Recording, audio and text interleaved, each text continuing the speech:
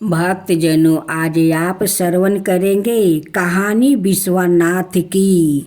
चंद्रमा द्वारा सोमनाथ की पूजा। दक्ष अपनी पत्नी असगिन के साथ हिमालय में राज करते थे। उनकी 50 कन्या थी। उनमें से 27 कन्याओं का विवाह उन्होंने चंद्रमा के साथ कर दिया। हे चंद्रमा, तुम इन सबसे बराबर प्रेम करना, सुखी रहो। आप जैसे चाहते हैं मैं वैसा ही करूँगा ससुर जी। पहले तो चंद्रमा अपनी सभी पत्नियों से बराबर का प्रेम करते थे, पर बाद में उनका झुकाव रोहिणी की तरफ होने लगी, जो अत्यंत सुंदर थी। इससे दक्ष की अनाय कन्याओं दुखी हो गई। हमारे स्वामी हमारी उपेक्षा करवा रहे हैं, अब हम क्या करें? चलो हम सब चलकर पिता श्री से शिकायत करते हैं। दक्ष की 23 पुत्रियां अपने पिता के पास अपनी शिकायत लेकर पहुंच गई। मेरी बच्चियों, तुम चिंता ना करो, मैं इस विषय में अपने दामाद से अवश्य बात करूँगा और तुम्हारे कष्ट का निवारण करूँगा। चंद्रमा, तुम केवल रोहिणी का ही ख्याल रखते हो और अपनी अनाय पत्नियों की उपेक्षा कराते हो। यह उचित नहीं है, अपने को सुधारो। पर दक्ष द्वारा टोके जाने पर भी चंद्रमा ने अपना रवैया नहीं बदला। दक्ष की बिटिया दोबारा रोते रोते अपने पिता के पास गई। तब दक्ष ने क्रोधित होकर चंद्रमा को श्राप दे दिया। चंद्र, तुम अपनी 23 पत्नियां की अपमान करके उन्हें कष्ट पहुंचा रहे हो। उनकी जीवन व्यर्थ ही बीता जा रहा है। मैं तुम्हें श्राप देता हूँ कि इसी तरह तुम्हारा रूप भी क्षीण हो जाएगा। दक्ष के श्राप के कारण चंद्रमा का रूप क्षीण पड़ने लगा। भयभीत होकर चंद्रमा देवताओं के पास सहायता मांगने गया। देवगण, कृपया मुझे इस विपत्ति से बचाने का उपाय बतलाइए। हे चंद्र, हम तुम्हारे दुख का निवारण नहीं कर सकते। चलो हम सब पीताम्बर वर्मा के पास चले और उनसे ही कोई उपाय पूछे। वो सब वर्मा के पास पहुँचे और उन्हें चंद्रमा की समस्या के बारे में बताया। तुमने अपनी पत्नियों के साथ उचित व्यवहार नहीं किया है। तुमने दक्ष की बात को भी अपमान कर दिया है। तुमने अपने बुजुर्गों का और सत्य का अनादर किया है और इसलिए दंड के पात्र हो। तुम्हें दंड मिले तो दूसरों को भी वो शिक्षा मिलेगी। प्रभु, मुझे अपनी भूल का अभ्यास हो गया है। मुझे क्षमा करे और दया करके मेरी रक्षा करे। देवताओं ने भी वर्मा जी से चंद्रमा की सहायता करने के लिए बारंबार विनती की। चंद्रमा समझते वनवासियों का देवता है। यदि यह क्षीण हो गया तो समझते पेड़ पौधे सूख जाएंगे और संसार का विनाश हो जाएगा। इसके अलावा चंद्र की किरणों से ही हम देवताओं को सोम रस की प्राप्ति होती है। समग्री दृष्टि की भलाई को ध्यान में रखते हुए आप कृपया चंद्रमा को इस विपत्ति से बचाए। पृथ्वी पर परबेसा नाम का एक तीर्थ स्थान है। चंद्रमा को वहाँ जाकर भगवान शिव के पंच अक्षर मंत्र का वो निरंतर जाप करना होगा। केवल शिव जी की कृपा से ही उसे इस शराब से मुक्ति मिल सकती है और कोई उपाय नहीं है। चंद्रमा ने परबेसा पहुंचकर वहाँ एक सरोवर का वो निर्माण किया जिसका नाम चंदर तीर्थ पड़ा। उसने वही एक शिवलिंग की स्थापना की और नृत्य उसकी पूजा करने लगा। उसने शिव जी के पंच अक्षर मंत्र का 10 करोड़ बार जप किया। ओम नमः शिवाय, ओम नमः शिवाय, ओम नमः शिवाय। एक दिन करुणा निधान भगवान शिव चंद्रमा के समक्ष प्रकट हो गए। उस शराब का आधा भाग तुम्हें भोगना ही होगा।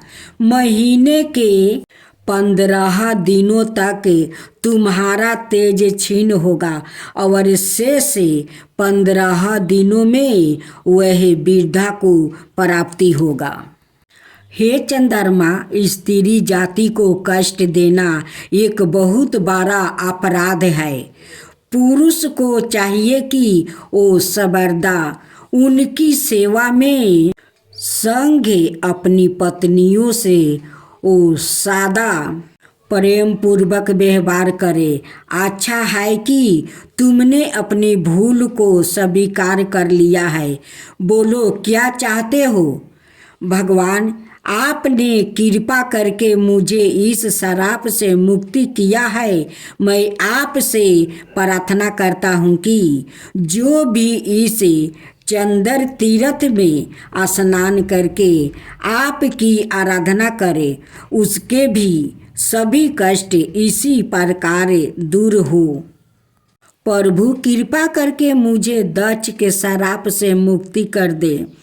चंद्रमा का एक नाम है सोम, इसलिए परबेसा क्षेत्र में चंद्रमा द्वारा स्थापित शिवलिंग आज सोमनाथ के नाम से प्रसिद्ध है। ऐसी मान्यता है कि जो भी इस पवित्र तीर्थ में स्नान करके सोमनाथ की आराधना करते हैं उनकी समस्त विपत्तियों का नाश हो जाता है। सोमनाथ द्वादश ज्योतिर्लिंग में से एक है। आज भी यह दिव्या सोमनाथ मंदिर लाखों श्रद्धालु की आस्था का केंद्र बना हुआ है। सोमवार की पौराणिक कथा और आरती। सोमवार व्रत कथा। अमरपुर नगर में एक महात्मा ब्राह्मण रहता था। दूर दूर तक उसका जजमान फैला हुआ था। नगर में उस ब्राह्मण का सभी लोग वो मान सम्मान करते थे। इतना सब कुछ होने पर भी वो महात्मा ब्राह्मण अंतर मन से बहुत दुखी था, क्योंकि उस ब्राह्मण का कोई पुत्र नहीं था। दिन रात उसे एक ही चिंता सताती रहती थी, उसकी मृत्यु के बाद उसके इतने बड़े जजमान और धन संपत्ति को कौन संभालेगा। पुत्र पाने की इच्छा से वो ब्राह्मण ने प्रति सोमवार भगवान शिव की वो व्रत पूजा किया करता था। संध्या काल को ब्राह्मण शिव मंदिर में जाकर भगवान शिव के सामने घी का दीपक जलाया करता था। उस ब्राह्मण की भक्ति देखकर एक दिन पार्वती ने भगवान शिव से कही, हे प्राणनाथ, यह ब्राह्मण आपका सच्चा भक्त है। कितने दिनों से यह सोमवार का व्रत और पूजा नियमित कर रहा है। भगवान, आप इस ब्राह्मण की मनोकामना अवश्य पूर्ण कर दीजिए। भगवान शिव ने मुस्कुराते हुए कहा, हे पार्वती, इस संसार में सबको उसके कर्म के अनुसार फल की प्राप्ति होती है। प्राणी जैसा कर्म करते हैं उन्हें वैसा ही फल प्राप्ति होता है। समझी पार्वती? इसके मौजूद पार्वती जी वो नहीं मानी। उन्होंने आग्रह करते हुए कहा, नहीं प्राणनाथ, आपको इस ब्राह्मण को ही इच्छा पूरी करनी पड़ेगी। यह मेरी अनुरोध है। आपका अनाय भक्त है, प्रति सोमवार आपका विधिवत व्रत रखता है और पूजा प्रार्थना के बाद आपको भोग लगाकर एक समय भोजन ग्रहण करता है। आपको इसे पुत्र प्राप्ति का वरदान देना ही पड़ेगा स्वामी। पार्वती का इतना आग्रह देखकर भगवान शिव ने कहा, तुम्हारे आग्रह पर मैं इस ब्राह्मण को पुत्र प्राप्ति का वरदान देता हूँ, लेकिन हाँ, इसका पुत्र 16 वर्ष से अधिक जीवित नहीं रहेगा। पार्वती जी, उसी रात भगवान शिव ने सपने में उसे ब्राह्मण को दर्शन देकर उसे पुत्र प्राप्ति का वरदान दे दिया और उसके पुत्र के 16 वर्ष तक जीवित रहने की भी वो बात भोलेनाथ बता दिया। भगवान के वरदान से ब्राह्मण को खुशी तो हुआ, लेकिन पुत्रा की अल्पायु की चिंता ने उसे खुशी को नष्ट कर दिया। ब्राह्मण पहले की तरह सोमवार का वो विधिवत व्रत करता रहा। कुछ महीने पश्चात उसके घर अति सुंदर एक पुत्र हुआ। पुत्र जन्म से ब्राह्मण के घर में खुशियां भर गया। बहुत धूमधाम से पुत्र जन्म का समारोह मनाया गया। ब्राह्मण को पुत्र जन्म की अधिक खुशी नहीं मिला, क्योंकि उसे पुत्र की अल्पायु के रहस्य का पता था। यह रहस्य घर में किसी को वो नहीं मालूम था। वृद्धन ब्राह्मण ने उस पुत्र का नाम भोला रखा। जब भोला 12 वर्ष का हुआ तो शिक्षा के लिए उसे बनारस में भेजने का वो निश्चय हुआ।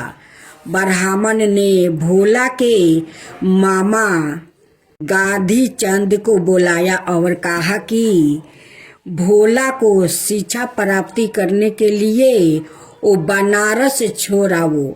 भोला अपने मामा के साथ शिक्षा प्राप्ति करने के लिए चल दिया। रास्ते में जहाँ भी भोला और गांधी चंद रात्रि विश्राम के लिए ठहरते, वही जग करते और ब्राह्मणों को भोजन कराते थे। लंबी यात्रा के बाद भोला और गांधी चंद एक नगर में पहुंचा। उस नगर के राजा की कन्या के विवाह की खुशियां में पूरे नगर को सजाया गया था। निश्चित समय पर बारात आ गई थी, लेकिन वर का पिता अपने बेटे के एक आंख से काने होने के कारण बहुत चिंतित था। उसे इस बात का भय सता रहा था कि राजा को इस बात का पता चलने पर कहीं वो विवाह से इनकार ना कर दे। इससे उसकी बहुत बदनामी होगी, शर्मिंदगी होगी। वर के पिता ने भोला को देखा तो उसके मस्तक में एक विचार आया। उसे सोचा, क्यों ना इस लड़के को दुल्हा बनाकर राजकुमारी से विवाह करवा दूं। विवाह के बाद इसको धन देकर विदा कर दूंगा और राजकुमारी को अपने नगर में ले जाऊंगा। वर के पिता ने इसी संबंध में भोला और गांधी चंद से बात की। गांधी चंद ने धन मिलने के लालच में वर के पिता की वो बात स्वीकार कर लिया। भोला को दूल्हे के वस्त्र पहनाकर राजकुमारी सीता से विवाह करवा दिया गया। राजा ने बहुत सा धन देकर राजकुमारी को विदा किया।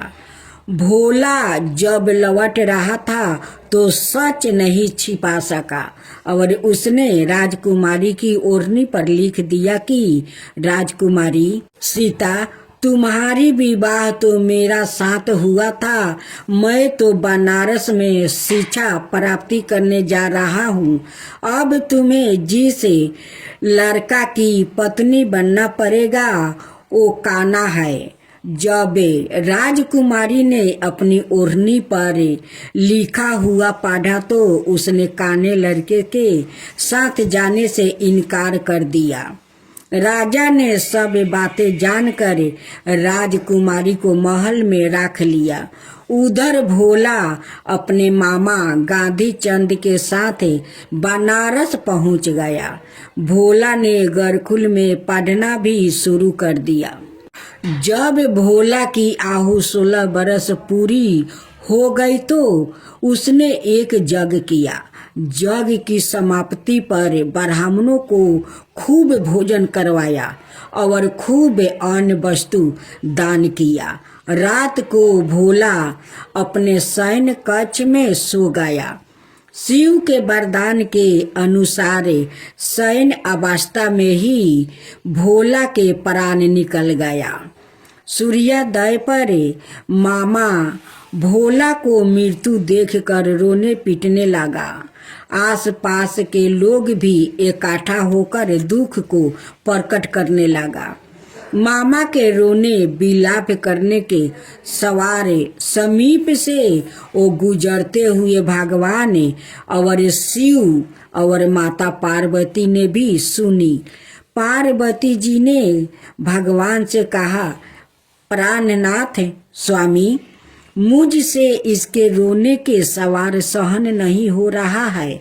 आप इस व्याकुत का कष्ट अवश्य दूर करिए स्वामी। भगवान शिव ने पार्वती जी के साथ अदृश्य रूप में समीप जाकर भोला को देखा तो पार्वती जी से बोलते हैं, पार्वती, यह तो उसी ब्राह्मण का पुत्र है। मैंने इसे 16 बरस की आयु का वरदान दिया था, वही लड़का है। इसकी आयु तो पूरी हो गई है पार्वती। पार्वती जी ने फिर भगवान शिव से निवेदन किया, हे स्वामी, आप इस लड़के को जीवित करें, नहीं तो इसके माता पिता पुत्रा की मृत्यु के कारण रो रो कर अपने प्राण का वो त्याग कर देंगे। इस लड़के का पिता तो आपका परम भक्त है, वो दयालु भक्त है। वर्षों से सोमवार का व्रत करते हुए आपका भोग लगा रहा है।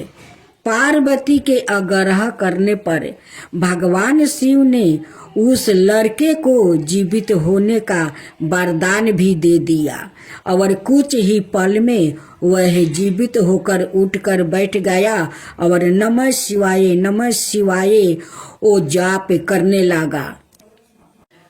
शिक्षा प्राप्ति करके भोला मामा के साथ अपने नगर की ओर चल दिया। दोनों चलते हुए उसी नगर में पहुंच गया जहां भोला का विवाह हुआ था। उस नगर में भी भोला के यज्ञ का आयोजन किया। समीप से गुजरते हुए नगर के राजा ने यज्ञ का आयोजन देखा। राजा ने भोला को तुरंत पहचान लिया। यज्ञ समाप्त होने पर राजा भोला और उसका मामा को महल में ले गया और कुछ दिन उन्हें महल में रखकर बहुत सा धन वस्तु देकर राजकुमारी के साथ वो विदा कर दिया। रास्ते में सुरक्षा के लिए राजा ने बहुत से सैनिकों को भी वो साथ में भेज दिया। गांधी चंद ने नगर में पहुंचते ही एक दूत को घर भेजकर अपने आने की सूचना भेजी। अपने बेटे भोला के जीवित वापस लौटने की सूचना से ब्राह्मण बहुत प्रसन्न हुआ। ब्राह्मण ने अपनी पत्नी के साथ सवाए को एक कमरे में बंद कर रखा था। भूखे प्यासे रहकर ब्राह्मण ने और उसकी पत्नी बेटे की प्रतीक्षा कर रहे थे।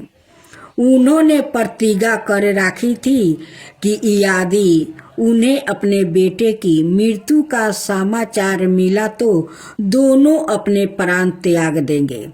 ब्राह्मण की अपनी पत्नी और मित्रों के साथ नगर के द्वार पर पहुंच गया। अपने बेटे के विवाह का समाचार सुनकर पुत्रवधू राजकुमारी सीता को देखकर उसकी खुशी का ठिकाना न रहा। उसी रात भगवान शिव ने ब्राह्मण के सपने में आकर कहा, हे ब्राह्मण, मैंने तुम्हारे सोमवार के व्रत करने और व्रत कथा सुनने से प्रसन्न होकर तुम्हारे पुत्र को लंबी आयु वरदान की है। ब्राह्मण बहुत प्रसन्न हुआ। सोमवार का व्रत करने से ब्राह्मण के घर में खुशियां लौट आई। शास्त्रों में लिखा है कि जो स्त्री पुरुष सोमवार का विधिवत व्रत करते हैं और व्रत कथा सुनते हैं, उनकी सभी इच्छाएं वो पूरी हो जाती है। तब बोलो शिव पार्वती की जय, भोलेनाथ की जय, माता पार्वती की जय। बाबा की आरती। सभी श्रद्धालु भक्त जनों को भोले भूतनाथ जी की आरती में स्वागत है। कानों में कुंडल सोहे, गले में कुंडमाला, तन पर भस्म रमांगी, संग गिरजा माता। सांपों के गहने पहने, तुम शक्ति दाता। जय भूतनाथ बाबा भोले, जय भूतनाथ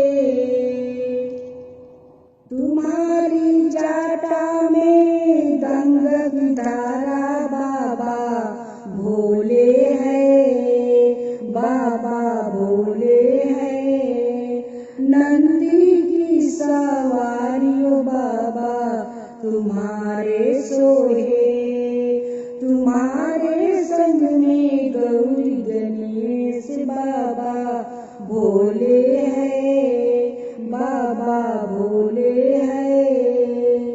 अक धतूरा खाओ बाबा तुम्हारे भोग लागे हैं।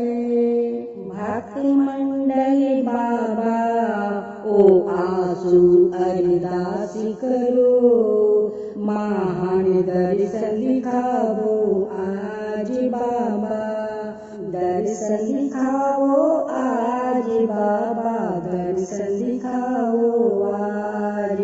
बाबा भोले हैं, ओ बाबा भोले हैं। तो भंगिया पियो भरपूर बाबा भोले हैं, बाबा भोले हैं।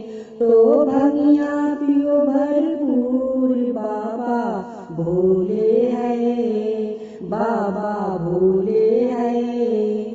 जय भूतनाथ बाबा भोले, जय भूतनाथ बाबा। तुमको निशिदिन धावते, तुमको निशिदिन धावते सूर्य नर मुनि बाबा, सूर्य नर मुनि बाबा।